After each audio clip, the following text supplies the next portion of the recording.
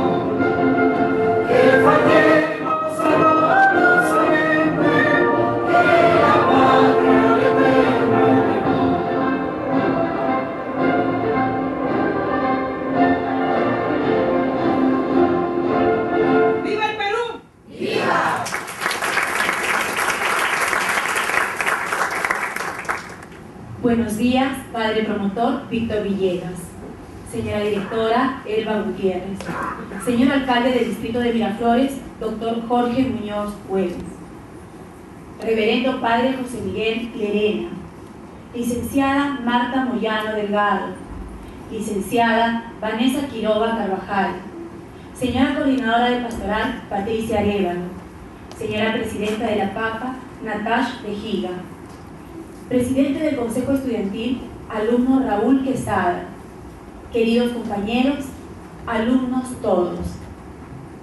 Hoy nos reunimos para compartir, para reflexionar y rescatar parte de la historia vivida en nuestra patria, momentos muy difíciles y penosos que recordaremos a través de este panel, Chuyanapa, que en lengua quechua significa para recordar. Título tomado del documento presentado por la Comisión de la Verdad y la Reconciliación en el año 2000, que fuera presidida por el señor Salomón Lerner. Esta etapa de nuestra historia, marcada por el terror, debe dejar en nosotros los peruanos una gran lección. La violencia, la indiferencia, la pasividad, el olvido, pueden convertirse en armas letales que generen odio, destrucción, muerte. Por lo tanto, son actitudes, acciones que debemos rechazar en nuestras vidas. Estamos convencidos que los actos de coraje, de valentía, de desprendimiento que hoy escucharemos nos mostrarán ese camino, esa luz para seguir construyendo nuestra nación. Sean todos bienvenidos y esperemos poder sacar el mayor provecho posible de esta rica experiencia. Muchas gracias.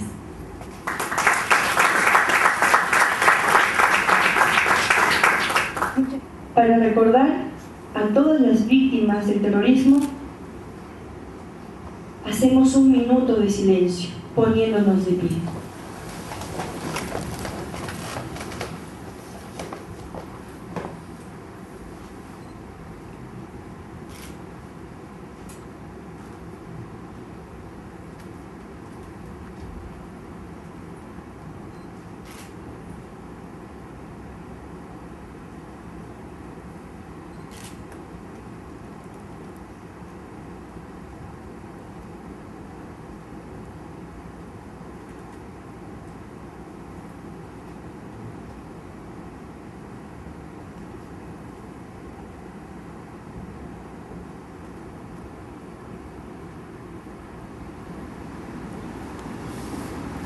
Todos, de alguna u otra manera, tenemos una noción de qué cosa es la calle Tarata. Pero para aquellos que no la conocen, es una calle muy bonita, una calle pequeña, de 3 cuadras, y angosta, por cierto, en el corazón de Miraflores. Está muy cerca de la municipalidad, a 3 cuadras de la municipalidad, y está cortada Tarata por la avenida Larco. 2 cuadras hacia adentro y 1 cuadra hacia la zona de Ripley. En ese sitio había básicamente un grupo de edificios residenciales y algunas tiendas en el primer piso, y pegado a la avenida Larco, el banco de crédito. Acá tenemos una vista de Google Maps donde tenemos, para que ustedes se ubiquen claramente, dónde está el Parque Kennedy, dónde está la municipalidad y dónde queda la calle Tarata. Por un momento síganme un ratito por aquí. Si bajamos de la municipalidad y vamos por la avenida Larco, ahí donde está, la flecha va bajando, llegamos a la calle Tarata. Son 2 cuadras para allá y 1 cuadra hacia la zona del mar, vamos a llamarlo así. Ya nos ubicamos entonces y sabemos dónde está la calle Tarata. Pero ¿qué sucedió el 16 de julio? Fue la fecha en que se dio el atentado. El atentado se dio a las 9:20 de la noche. Esa es la hora oficial. Y era un vehículo Datsun, que fue, digamos, el precedente de lo que hoy día conocemos como Nissan. Un Datsun color guinda con 400 kilos de dinamita y ANFO. El ANFO es un elemento químico que lo que hace cuando se junta con la dinamita es potencia la onda expansiva. Y la explosión, como tal, afectó un radio bastante grande a la redonda, 300 metros. Fue el mayor atentado ocurrido, podríamos decir, no solo en el distrito de Miraflores, sino en Lima. Y como ustedes han investigado, se generaron dantescos daños, más de $3 millones en daños, sin contar lo más valioso, que es la pérdida de 25 personas y muchas familias afectadas y mucha gente golpeada psicológicamente.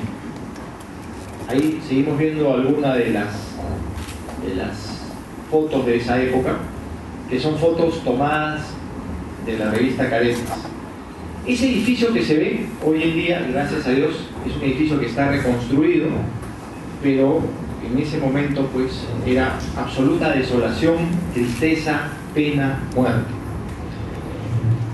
Al día siguiente del atentado, 2 diarios, y estos son fotos de los 2 diarios que hemos conseguido en una hemeroteca, informaron de la siguiente manera.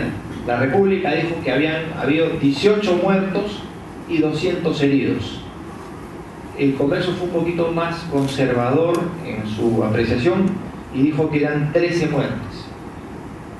Pero ninguno de los dos estuvo en lo real, porque fueron 25 personas muertas, 5 personas desaparecidas, 250 personas heridas, 360 familias damnificadas y, como les dije, más de $3 millones en pérdidas materiales, que es lo que menos importa en realidad. Lo que más importa es la vida y el dolor que eso causó en algún momento en el corazón de las personas. Pero Tarata no solamente nos enseñó lo que es dolor, sino nos enseñó lo que es solidaridad y lo que es levantarse de los escombros. Y pocos días después, es decir, 3 días después, se hizo una marcha por la paz donde tuvo una participación importantísima Villa El Salvador. Miraflores y Villa El Salvador caminamos juntos gracias a esta propuesta que hizo el entonces alcalde de Miraflores, Alberto Andrade, que convocó a una marcha por la paz. ¿Cómo catalogó esta marcha el Diario de la República? Dijo que fue un grito de fe y de esperanza en las calles de Miraflores. Como ustedes se pueden dar cuenta, cada vez que hay una situación crítica, dramática, mala, también existe una oportunidad. Y justamente fue buscar con fe esa oportunidad y no perder la esperanza que como peruanos teníamos que tener y debemos tener hoy más que nunca. El 21 de septiembre también se dio una marcha por la paz y otra vez nos volvimos a juntar, como ustedes pueden ver en este recorte de la primera plana del Diario del Comercio, los vecinos de Miraflores y Villa El Salvador. ¿Por qué se dio otra marcha por la paz el 21 de septiembre? Porque el día 12 de septiembre había caído Abimael Guzmán. Quiero detenerme por un momento aquí. Un vecino miraflorino, el señor Osvaldo Cava, que es un médico conocido, perdió a un hijo en el atentado de Tarata. Y ese día, o algunos días después, el doctor Cava levantó un rosario y dijo: con este rosario venceremos al terror.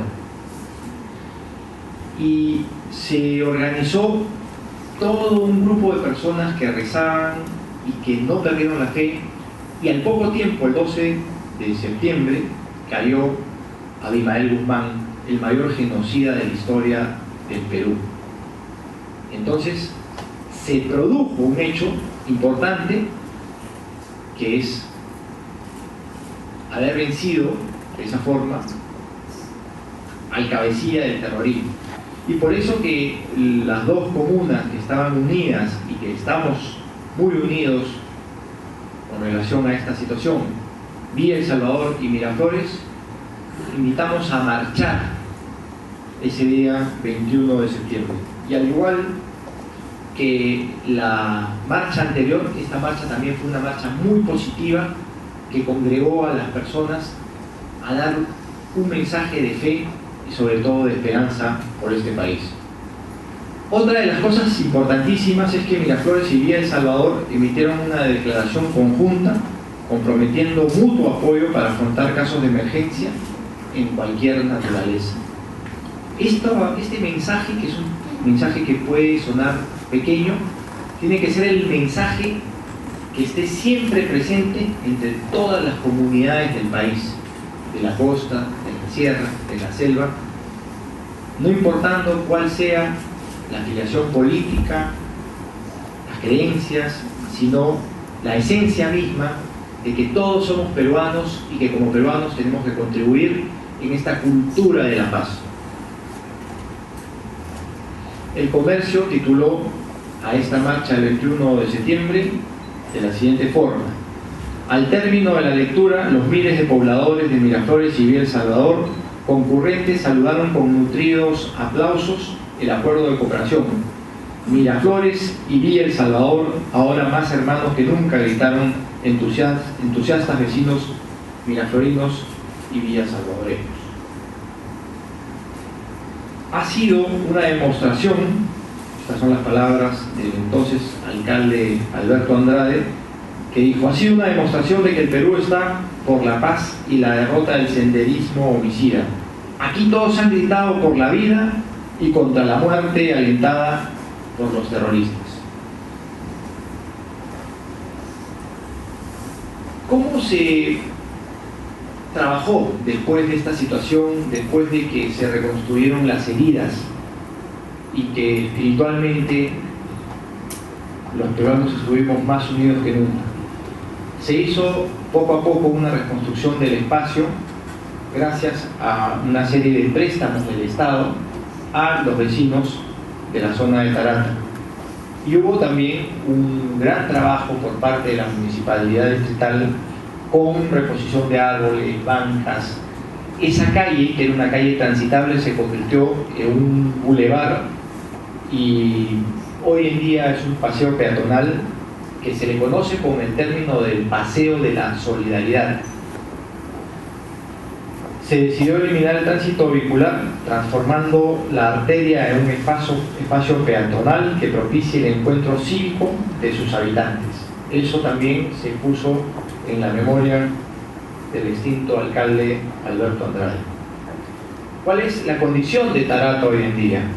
Vemos nosotros la foto de la desolación y vemos la foto de la reconstrucción al lado derecho. Hoy en día tenemos un espacio apacible, tranquilo, seguro, que cuando uno transita por esta arteria o este paseo peatonal no siente que hace 20 años atrás ahí se vivió una de las páginas más oscuras de la historia nacional en cuanto al terror. Creo que está muy bien eso, Creo que está muy bien que tengamos sitios apacibles, agradables, que podamos transitar, donde nos sintamos seguros. Pero no nos olvidemos también, y eso es lo que les quiero transmitir a ustedes como jóvenes, que en ese lugar muchas personas sufrieron directamente el embate del terrorismo. Y los que no estábamos, gracias a Dios, en ese sitio, sufrimos indirectamente este embate. Aquí tenemos a Vanessa. Vanessa estuvo ahí. Y Vanessa no solamente sufrió el atentado, sino que inclusive perdió una pierna en este atentado. Lo que les estamos contando no es broma, es parte de una realidad. Pero es parte de una realidad que busca generar conciencia, no busca generar odios ni rencores, ni momentos en que uno no crea que tengamos futuro en el país. Tenemos mucho futuro en nuestro país, pero tenemos que aprender de la historia, del pasado, para no cometer los errores que se cometieron en el pasado y para que podamos mirar con firmeza, con tranquilidad, con alegría, hacia esa luz esperanzadora que tenemos como futuro. Ustedes como jóvenes son el futuro del país, tienen un gran potencial, tienen que saberlo aquilatar, atesorar, y con la transmisión de valores estoy seguro que ustedes tienen muchísimo por transmitir a las generaciones que vengan con posterioridad. No dejen de formarse, queridos alumnos, no dejen de escuchar, no dejen de recibir esos valores que estoy absolutamente convencido el colegio les entrega. Aprendamos de nuestra historia, pero miremos hacia adelante, porque siempre es importante mirar hacia adelante. Hoy Tarata es un bulevar que nos da esa perspectiva de mirar hacia adelante, de crecer como seres humanos y de ser mejores peruanos para tener una sociedad más justa, más fraterna, más reconciliada. En el pasaje de la solidaridad hay una frase, una placa que dice: aquí nació un Perú unido y solidario por la paz. Muchísimas gracias.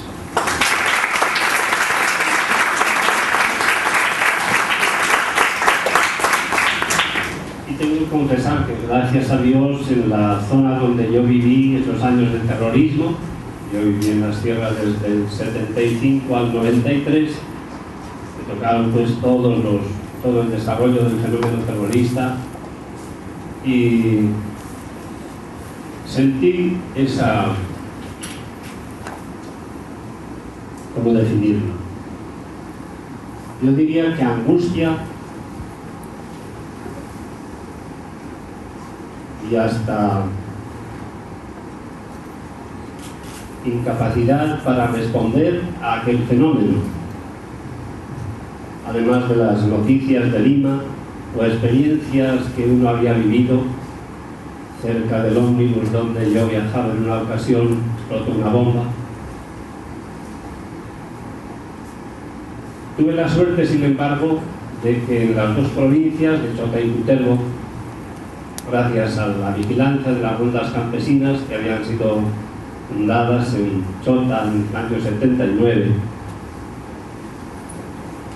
estuvo vigilado, pero de todas maneras llegó el fenómeno terrorista a través de un grupo de pretendidos patriotas que solamente acarrearon muerte. Diversas bombas en diversas instituciones de la ciudad, una con el resultado de un muerto, que nos impulsó a los padres que trabajábamos entonces allí, Agustino Recoletos, a denunciar la pasividad, por no decir cobardía, del pueblo, con el resultado de que al domingo siguiente nos pusieron una bomba en la iglesia. Creo que debemos estar alertas ante ese terrorista que todos llevamos dentro. He traído la Biblia, creo que no será necesario leer el pasaje de Caín y Abel y cómo la Biblia, que sabe interpretar y sabe expresar lo que hay en cada corazón.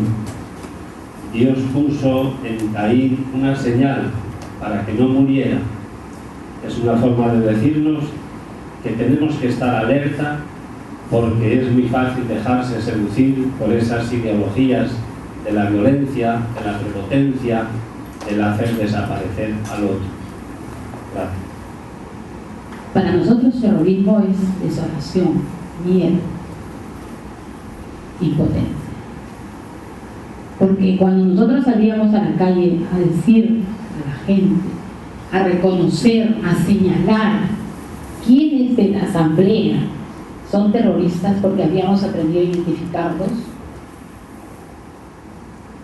sentíamos impotencia porque no había capacidad de respuesta, no la encontramos. Y como dice el padre, había desconfianza en un grupo de dirigentes en el que todos teníamos confianza. Uno era terrorista, uno estaba centrando las ideas, uno estaba llevando a la propuesta violenta y era el más cercano. Y tenemos que aprender a definir exactamente la palabra terrorismo. Es aquel que genera terror, es aquel que no se identifica, es aquel que se esconde tras de una máscara, tras de un pasamontaña, tras de algo. Está escondido y está generando precisamente miedo, terror, desolación después. Eso significa para nosotros terrorismo. Y aprendimos a no ser tibios. Nosotros tenemos que tener la capacidad de tomar decisiones frente al terrorismo, frente a los terroristas. Eso fue lo que aprendimos. Y como mi hermana no fue tibia y no les llamó equivocados, sino que los llamó por su nombre, le pusieron una dinamita. Y tengo a mi sobrino frente a mí. Él estuvo en ese momento. Sus dos hijos presenciaron su asesinato.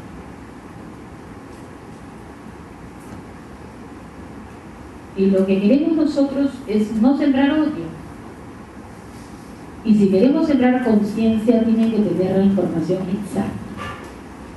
Y tenemos que decirle al Estado que retire esos libros que han estado repartiendo desde el año 2000 hasta la fecha en los colegios, donde los terroristas son los buenos y las policías son los malos. Libros de ciencias sociales que se han estado repartiendo en todo el colegio. Y esos son los jóvenes que ahora tienen 18, que ahora tienen 20. Esos son los jóvenes que ahora están en la universidad con 22, 23 años. Han estado leyendo esos libros. Y que están ahí, y el braille. No hay que cerrar los ojos. No hay que repetir lo que repetimos hace muchos años. En que decíamos que eso ocurría en Ayacucho, pero no vendría a Lima. Vino a Lima. Vino a Villa Salvador. Mataron a una dirigente popular. Y vinieron a Miraflores. Eso es lo que explicar lo que significa para mí la palabra terrorismo es narrar lo que ocurrió ese día. Yo estaba en Miraflores, acompañaba a mi mamá trabajaba en la calle, era una vendedora ambulante. Recuerdo muy bien que ese día yo quería irme a casa, serían 8:40, 9 de la noche. Mamá ya vamos, tenía 4 años y lo recuerdo. En eso recuerdo que se sintió como un sonido feo para mí, para lo que sería una niña de 4 años, un estruendo. Mi mamá comenzó a gritar coche bomba, coche bomba. Empezamos a correr hacia el lado del frente donde es Larco, donde es actualmente Luis. Recuerdo que mi mamá estaba parada, pegada a la pared, junto con un tío y una prima que para su mala suerte habían venido de provincia escapando del terrorismo. Llegaron a Lima y su primer día en Lima un coche bomba. Estaban ellos parados a la pared, yo sentada con las piernas estiradas, veía a la gente correr, oscuridad, escombros, llanto, se sentía un pánico, como todos corrían para un lado, para el otro, no se sabía si ir hacia Benavides o si ir hacia la zona del Óvalo, no se sabía hacia dónde correr. Eso es lo que significa para mí el terrorismo: llanto, desolación, miedo, muerte, pérdidas, pero sobre todo la pérdida de un futuro normal, la pérdida de un futuro con tranquilidad, de un futuro sin pesadillas. El terrorismo no es bueno por ningún lado, así lo maquinan. Y espero que ustedes jóvenes no se dejen engañar, que les pregunten a sus padres cómo fue vivir en Lima, vivir en el Perú hace 20 años atrás. ¿Qué es lo que recuerdan ellos? Cómo se estudiaba en las universidades, el tema de la luz, el agua, los apagones, recordar los toques de queda. Creo que esas son cosas importantes de las que ustedes deberían de conocer. Para mí, como yo mencioné, el terrorismo significa eso: muerte, dolor y la pérdida de un futuro en paz. Rigor es un sentimiento de tristeza, de pena, de desolación. Es un poco lo que todos en la mesa ya dijeron. Lo único que quisiera añadir es que el terrorismo es un camino equívoco. El terrorismo es un camino que no podemos ni debemos transitar. Y hay un dicho que dice que la gente inteligente aprende en cabeza ajena. Hoy en día, ustedes como jóvenes, al no haber vivido directamente el terrorismo, tienen la oportunidad de aprender en cabeza ajena, porque son personas inteligentes. Eso nos llevó a nosotros como municipalidad a plantear un trabajo con un grupo de jóvenes, 20 jóvenes que no habían vivido como ustedes esta situación, el terrorismo. Investigaron, visitaron a Vanessa, visitaron a algunas personas que habían vivido en Tarata y que viven también, visitaron a los bomberos, a la policía, y ellos recopilaron información y se ha hecho un video que, dicho sea de paso, voy a enviarlo al colegio porque creo que es importante que el colegio lo pueda tener, porque es un mensaje de los jóvenes para los jóvenes, sin ninguna carga ideológica ni nada por el estilo, solamente con la intención de poder ver lo que fue este camino equívoco. Tenemos una gran oportunidad en nuestras vidas, siempre tenemos una gran oportunidad, y ese es el libre albedrío que tenemos. Optamos por una u otra situación, pero no nos equivoquemos, vayamos por el camino del bien y no por el camino del mal, que ese es el camino del terrorismo.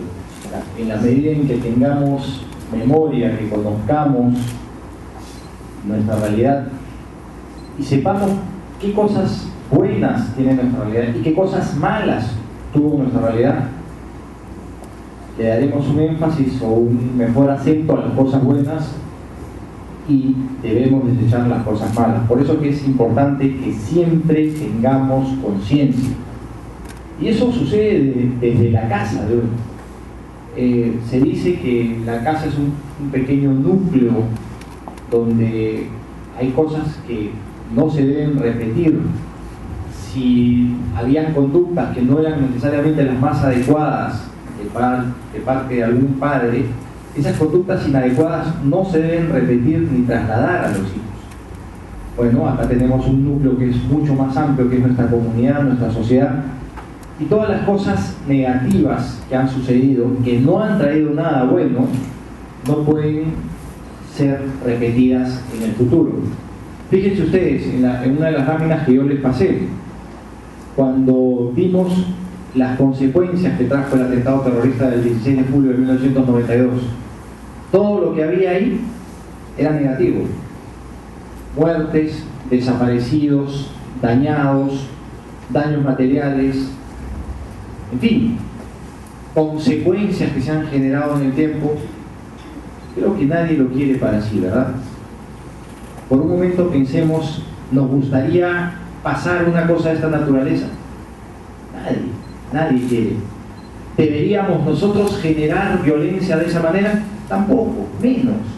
Entonces no tenemos ni debemos entrar en una cultura de terrorismo o de terror, sino en una cultura de paz, una cultura de vida, de construcción de valores, de transmisión de cosas buenas. Y ese es el gran compromiso que tenemos que tener todos nosotros para ser agentes de cambio de nuestra sociedad.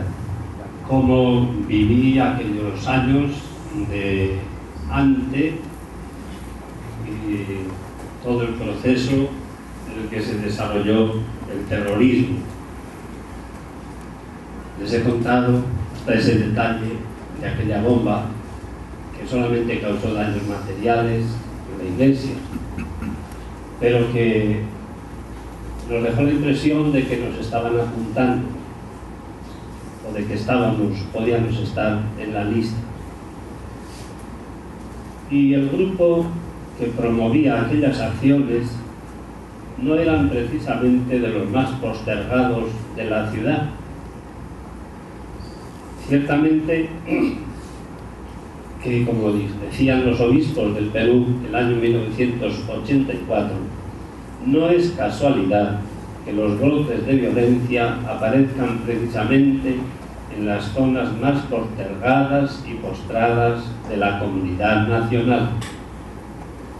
Sin embargo, como les digo, en el grupo aquel no había de estas personas, vamos a decir, pobres, postergadas o castigadas por la injusticia. Eran personas que se sentían como iluminadas, que se sentían como: yo tengo la solución, yo puedo arreglar esto. Lo que tú tienes no vale para nada. Esa es la tentación de querer imponer nuestra forma de ser, de vivir o de destruir lo que el otro tiene, cuando el camino a la destrucción no es camino de nada. Tal vez no lo hayan conocido mucho, pero nunca lo conoceremos del todo. Papa Juan Pablo II. Yo creo que a ningún papa, ni a ningún obispo, y tal vez a ningún cura, le podrán oír ustedes hablar con la energía con que Juan Pablo II decía en Ayacucho: el mal nunca es camino hacia el bien, no pueden destruir la vida de sus hermanos. Bueno, hablar de lo que recuerdo de aquel día, creo que ya lo hice contando el testimonio. En todo caso me quedaría hablar de cómo continué con mi vida. Gracias a Dios, este hecho tan terrible a mí me ocurrió cuando yo era muy pequeña, lo cual permitió que yo olvidara mi vida pasada. Desde el atentado, del atentado para atrás, yo no recuerdo cómo era mi vida con dos piernas, lo cual hace que no extrañe lo que nunca tuve. Mi vida para mí ha sido normal, con una prótesis ortopédica, la cual he usado desde el atentado en adelante hasta el día de hoy. Me siento como una persona que tiene sus dos piernas. Gracias a Dios he tenido mucho apoyo de parte de mi mamá, de parte de familiares, personas cercanas a mí, pero aún así no he podido llevar la vida que hubiera querido. He tenido mayores dificultades al andar, al caminar, inclusive al trabajar. Desde muy pequeña he trabajado y he estudiado simultáneamente, y esto ha hecho pues que me sienta más cansada, me sienta más como que una persona enferma, que siente dolores, que se cansa muy rápido, lo cual para mi edad no es normal. Porque aquellos que se acercan a ustedes y son terroristas no les van a decir que son terroristas, no les van a decir que vienen a implementar el terror en el país, no les van a decir que vienen a causar muerte, sufrimiento o dolor. Jamás se van a acercar a ustedes a decirles: yo soy un terrorista. No lo van a hacer porque usan máscaras, no tienen cara. Pero lo que sí pueden hacer ustedes es, antes de otorgar una firma, antes de apoyar a un partido político, antes de apoyar a cualquier persona, deben de primero saber de dónde vienen y a dónde van, qué es lo que quieren, qué buscan, por qué necesitan de su firma, por qué necesitan de ustedes. Cada uno de ustedes es muy valioso, porque cada uno de ustedes puede hacer con el Perú algo mejor. Antes del asesinato de Marilena, nosotros éramos una familia que estábamos juntos, 7 hermanos, una mamá, cuñados, sobrinos, y nos juntábamos todos los fines de semana en la casa de María Elena, en la casa de mi otra hermana mayor o en la casa de mi mamá. Esa era nuestra reunión y discutíamos sobre política. Las únicas que estábamos en política eran mi hermana María Elena y yo, pero los otros opinaban y nos rogaban que nos salgamos a la calle y que no continuáramos. Nos preparamos para momentos como ese. Ya nos habíamos preparado, María Elena preparó a sus hijos para momentos como y de alguna manera estábamos preparados, supuestamente nosotros, que algo así ocurriría. Después que mataron a María Elena, nos dimos cuenta que no estábamos tan preparados. La familia tuvo que separarse, sus hijos viajaron a España, cuando se los llevaron porque ellos tenían 8 y 10 años, así que no era voluntad de ellos. El menor de ellos está con nosotros aquí, David, y se los tuvieron que llevar porque ellos estuvieron en el momento del atentado de María Elena. Tuvimos temor de que pudieran hacer algo contra ellos si es que ellos identificaban a los asesinos. Continuamos así, nos comunicábamos muy pocos entre hermanos algunas veces, pero ahora nos estamos juntando poquito a poquito. Y nos recordamos todo el tiempo, nos sentamos a la mesa, ya somos menos. Tenemos otros 2 hermanos muertos, uno por terrorismo, pero una por negligencia médica y otro por cáncer. Así que cuando nos sentamos los recordamos y aprovechamos solamente recordar para seguir divirtiéndonos y seguir riéndonos y recordándolos como son. Y hasta el momento lo que hemos hecho es solamente eso, cumplir la tarea que me tocó cumplir. Hizo hacer que María Elena sea heroína nacional, para que ustedes sepan, ella es heroína nacional declarada por el Congreso de la República. El primer mensaje que quisiera darles es: no olviden la paz que están viviendo ahora. ¿Qué paz más necesitan? Si pueden salir a la calle, hablar con sus amigos, salir al cine, ir a un parque, ver a sus padres todos los días, sonriendo, trabajando y ustedes estudiando. ¿Qué más paz necesitan? No debemos perder esa paz.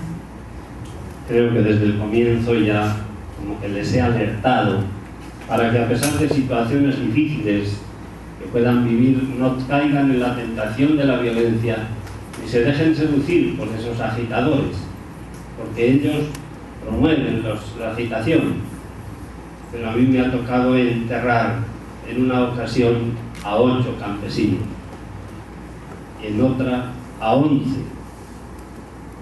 2 de los cuales eran una señora y su criatura encima. Eso es muy duro. Que engañen así a personas. No se dejen engañar. Nosotros personalmente creo en la paz, pero con justicia social. Si nosotros no tenemos justicia social, difícilmente vamos a tener paz. Y la paz se construye, no es una paz de tengo la paz. Cuando vamos a una misa y el Padre nos pide un abrazo de paz, es una especie de reconciliación, es una especie de reconocimiento del otro. Hay que reconocer al otro, pero cuando lo hacemos con una práctica de ya, este es todos los días en la misa, hay que darle la mano, ahí no estamos construyendo paz, cuando es rutinario. Lo que tenemos que entender y profundizar es que hay que reconocer al otro como es, aceptarlo tal cual y aliarse, tener aliado, es darnos la paz, es darnos el abrazo fraterno de paz y convertirnos en aliados para construir y defender la vida. La vida se construye, la vida se defiende y no puede haber vida y no puede haber paz mientras haya injusticia social. Tenemos que tratar de entenderlo. Mientras existe injusticia, habrán algunos cretinos que se aprovechen de eso para decir que estamos tratando de construir, llevando justicia, repartiendo balas y dinamitando pueblos. La idea que les queremos transmitir desde este panel y del esfuerzo que hace el colegio es para que ustedes entiendan que el que está a su costado es una persona, es otra persona más, que conoce, habla, piensa, siente, de repente diferente, pero que es una persona, y que es importante siempre, siempre darse la mano. La solidaridad es una base de la construcción de la paz, es un sentimiento de los pueblos. Ustedes conocen las polladas, no las conocen, creo. Es una forma de ser solidario con el otro que está enfermo, porque hay que comprar medicina, y por eso participamos de eso. Esa es la construcción de la paz para nosotros, y les invoco que lo hagan, que lo practiquen. Y cuando vayan a la iglesia y se den el abrazo por la paz, el Padre diría, dense el abrazo de paz, no lo hagan por cumplir porque el Padre les está mirando, sino que realmente abracen al otro desconocido y denle la mano realmente, fuertemente. Así nos empezamos a reconocer entre peruanos. Y toda cultura es una cultura que tiene que ser construida. Es un tema que tenemos nosotros que desarrollar día a día. Y hay una frase, un concepto que dice que el mal es la ausencia del bien. En otras palabras, si nosotros tenemos situaciones que se oponen al bien, es decir, el mal, tenemos que construir la cultura del bien. Y esa cultura del bien va a ser la cultura de la paz. El padre hace un momento leyó una frase de Juan Pablo II. Esa frase de Juan Pablo II se dio el año 1985 en Ayacucho. Y ya nos llamaba desde ese momento el entonces Papa Juan Pablo II a vivir en una cultura de paz. Y él también dijo que esta cultura de paz se hará en la medida en que tengamos una sociedad más justa, más fraterna y más reconciliada. Es lo que tenemos que practicar. Y si se dan cuenta, todas las intervenciones van en esa línea, porque todos buscamos un país más solidario, más justo, más equitativo, más inclusivo, con tolerancia de las personas, pero sin que nos cuenten cosas que no son reales. Vanessa destacaba algo que es muy importante. A veces hay gente que se te acerca y te quiere seducir, ese es el término, te quiere seducir, te quiere convencer, pero que tiene una intencionalidad escondida. Eso no es cultura de paz, eso es cultura de muerte. Nosotros tenemos que construir la cultura de la vida y por la paz.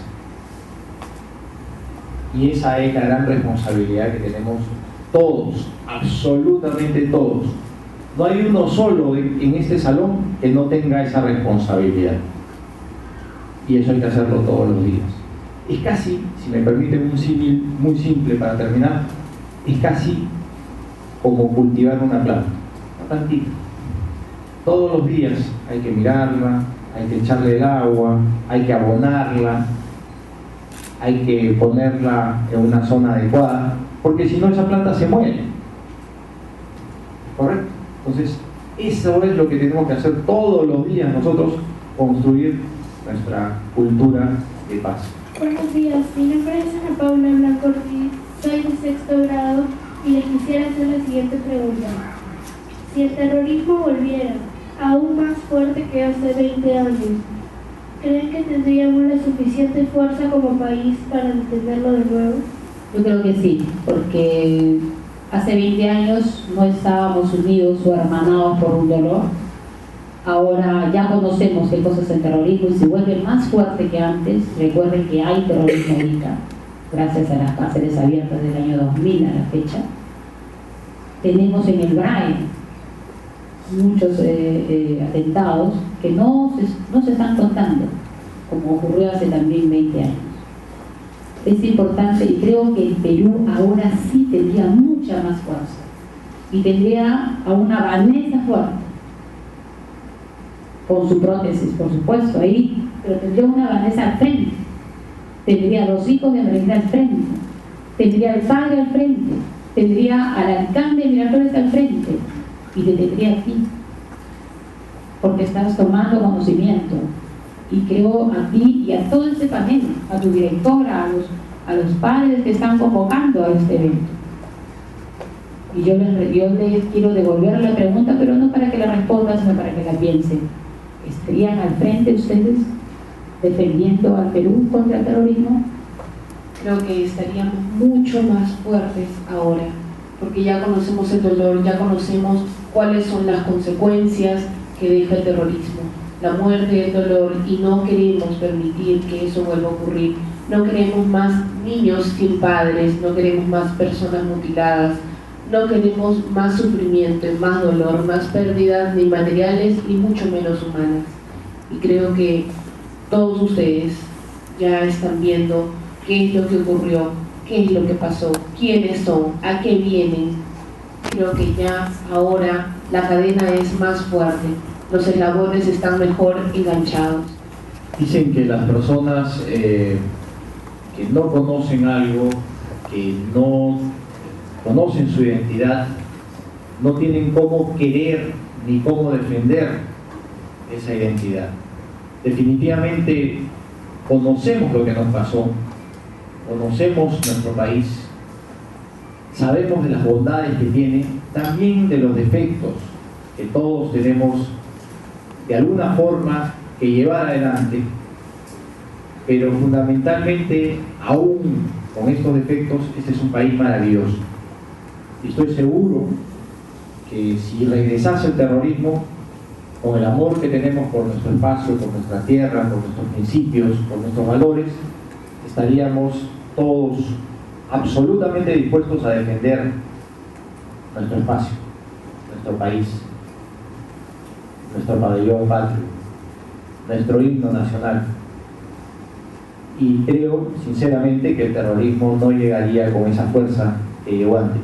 Necesitamos comprometernos, decía Marta, en esa justicia social ante tantos olvidados en nuestro Perú.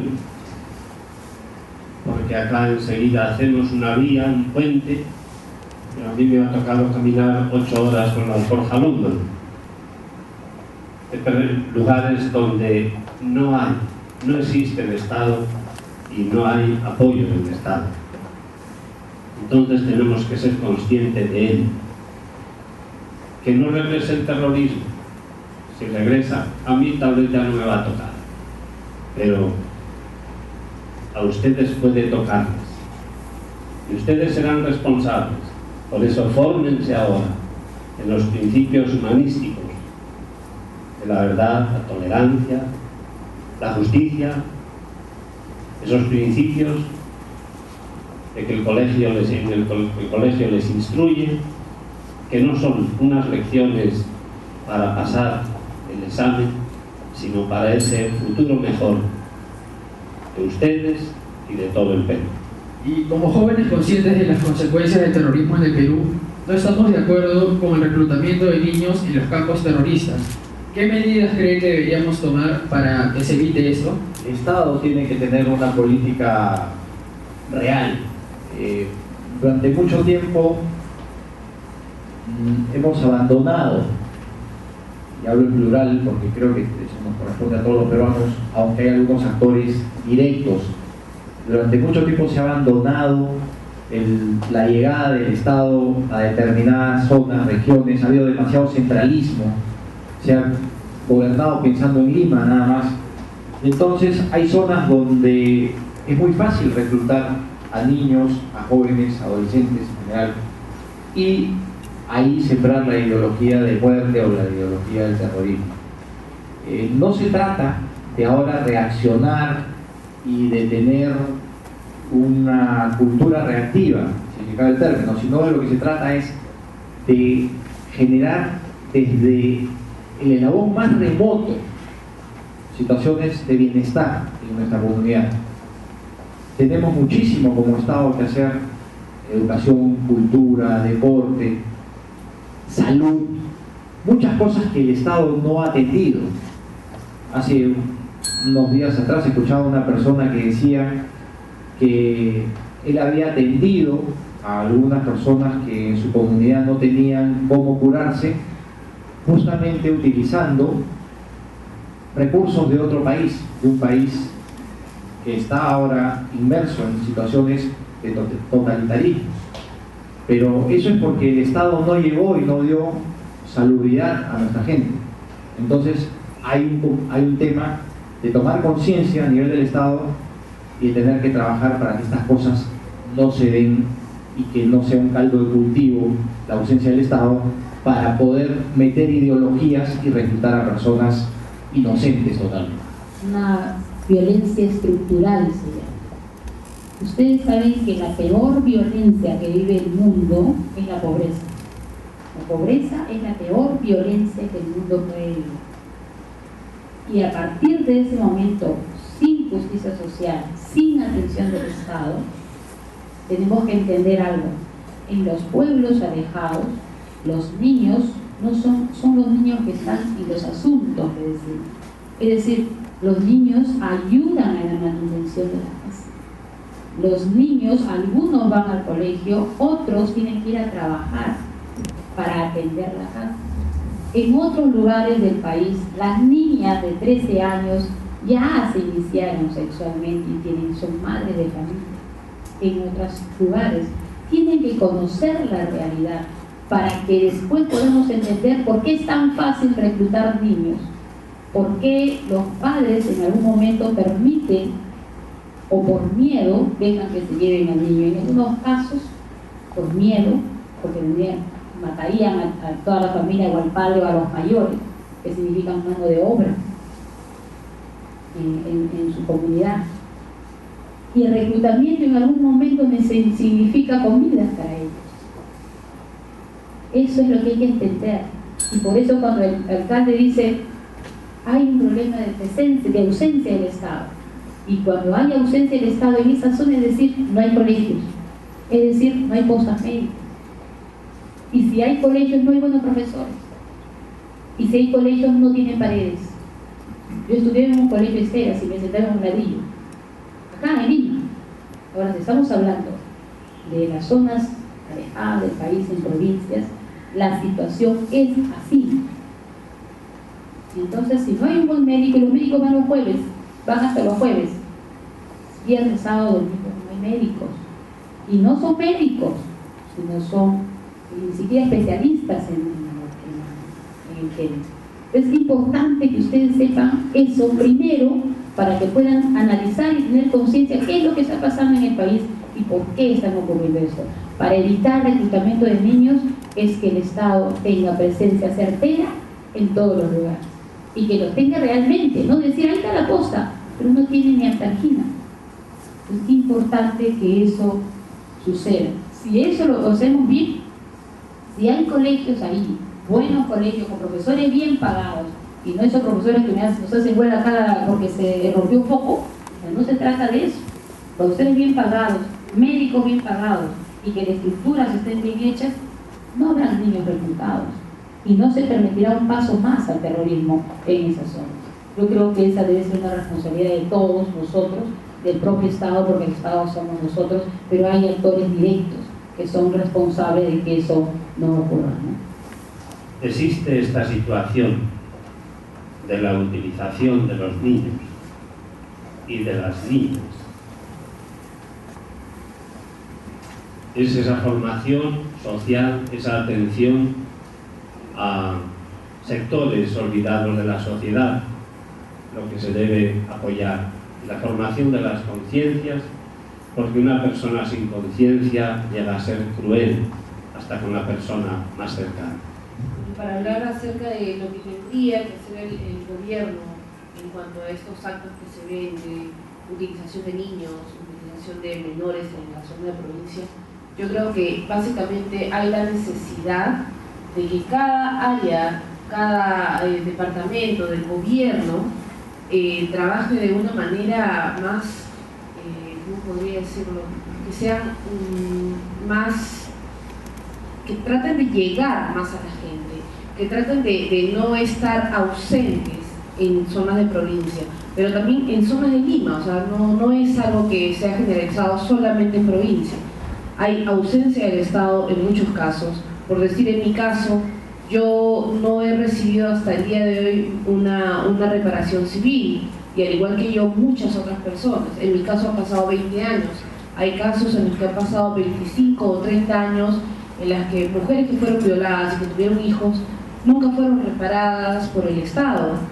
Entonces, viendo solamente este tema, nos podemos dar cuenta que si a nosotros no nos han reparado el Estado de una manera económica o de otra, pues el tema de la ausencia del Estado en provincias es mayor aún, porque no hay alguien que lo esté reclamando a viva voz, no hay grupos que pidan que el Estado se acerque directamente a estas personas.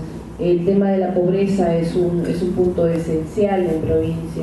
Por la pobreza es que mucha gente está metida junto a los terroristas, ¿no? Inclusive llevan a los niños en algunos casos. Esto es algo que hay que parar. También se necesita comunicación entre ministerios, por decir, el Ministerio de Educación y debería de juntarse en cuanto a la construcción de escuelas, por decir, también junto con los profesores, ¿no? Hacer un acuerdo, porque al final hay escuelas pero no hay profesores, o al igual hay postas médicas pero no hay médicos, hay muchas cosas que están en material allá, pero no hay personas para atenderlos. Quiero pedirles a todos, por favor, que el día de hoy lo recuerden y lo lleven en sus memorias para saber todo lo que ocurrió en nuestro país en los años del terrorismo, en los años del terror.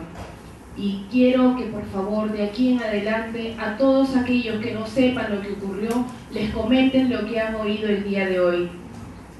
Desde aquí en adelante espero que todos ustedes busquen solo la paz en nuestro país, solo la paz en sus vidas, la paz en sus familias. En el nombre de Jesús yo hoy día declaro que este día mucha gente lleva paz en su corazón, paz en su alma y paz en su futuro.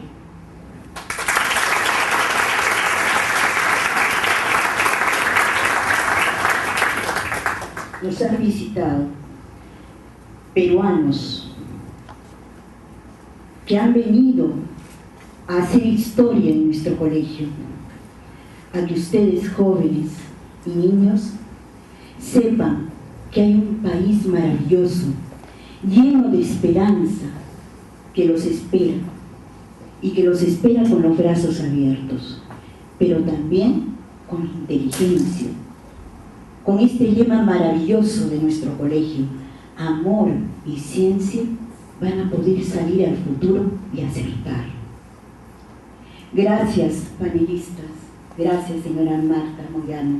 Gracias, doctor Jorge Muñoz, padre José Miguel Lerena y nuestra querida Vanessa Quiroga, porque el día de hoy ustedes han hecho historia.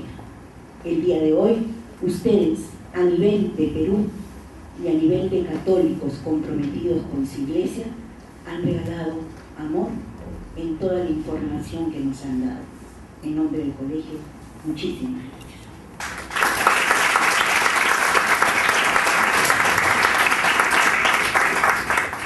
Queremos hacerles entrega de unos presentes y en el nombre también de nuestra querida Orden Agustino Recoleta les agradecemos su presencia el día de hoy y sepan de todo corazón que vamos a recordar este día siempre.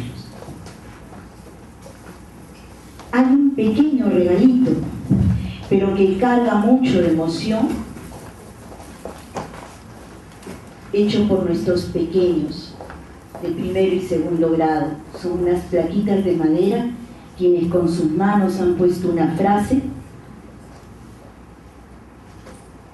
de esperanza y de amor por nuestro país. Un aplauso para todos ellos. Muchísimas gracias.